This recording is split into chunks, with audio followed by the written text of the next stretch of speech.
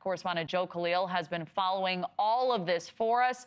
Joe, what's the very latest? I know you've been listening in to those comments from the Prime Minister. Yeah, it was interesting to hear what Prime Minister Netanyahu had to say as he addressed the nation. He talked about how the war effort is not over, despite the fact that Yahya Sinwar, Hamas's #1, both political and military commander, is now dead. Netanyahu saying that they're going to keep on pressing, that in fact they may even continue on in Rafah.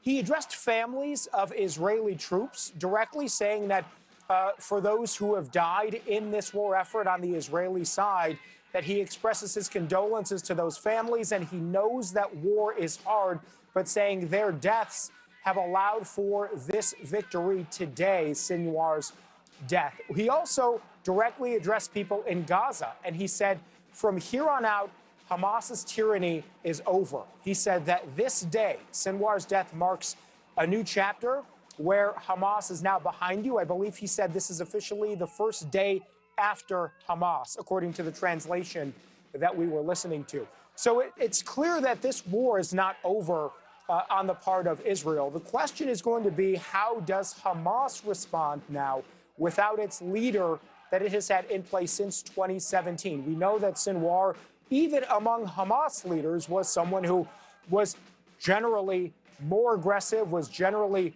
more hostile. So with him gone, the best prospect for peace is that it sort of forces Hamas to the negotiating table in a way that maybe allows for a deal that has some hostages released. That is the most optimistic view of what happens next and how Hamas moves forward. It's still a big question mark. We don't know whether this force here killing Sinwar is going to result in that way. Hamas certainly could go the other way and hunker down and continue to try to commit acts of terrorism, throughout Israel. We simply don't know. But that is at least the hope that follows this day, as we now know Sinwar killed by the Israeli forces. We know that there were 2 others that were killed alongside of him, according to the IDF, but that they got the person who was #1 on their target list, Kelly. We are awaiting right now, Joe, comments from the White House, reaction to all of this. What will you be listening for and why, based on all you've heard and all you've been gathering up until this point, since this breaking news emerged? Yeah, it's going to be interesting to see how the White House not just responds, but speaks to Israel and Israeli leaders.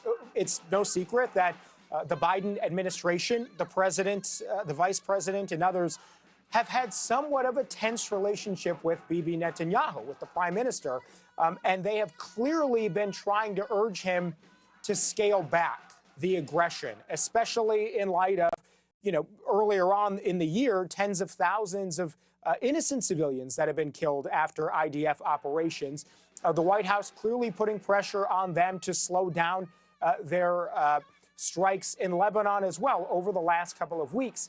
Clearly, the Netanyahu administration and the prime minister himself have not really heeded those warnings, and it has caused tension. So the White House, if their goal is to get a peace deal, ceasefire in the Middle East, it will be very telling to see how their first initial response is to this news. Now, we've already seen Democrats and Republicans on Capitol Hill responding, and from the Speaker of the House, a very conservative Republican, Mike Johnson, to the Senate Majority Leader Chuck Schumer, very progressive Democrat leader.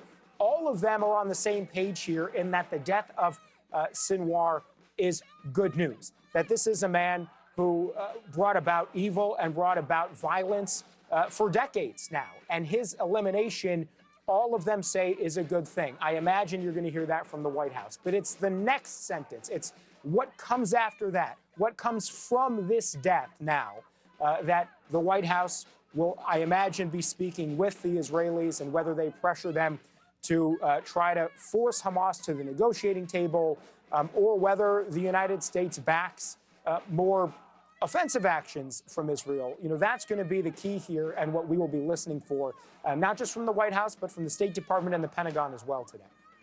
Thanks for watching. Go to joinnn.com to find News Nation on your screen. And don't forget to click the red subscribe button below to get more of News Nation's fact-driven, unbiased coverage.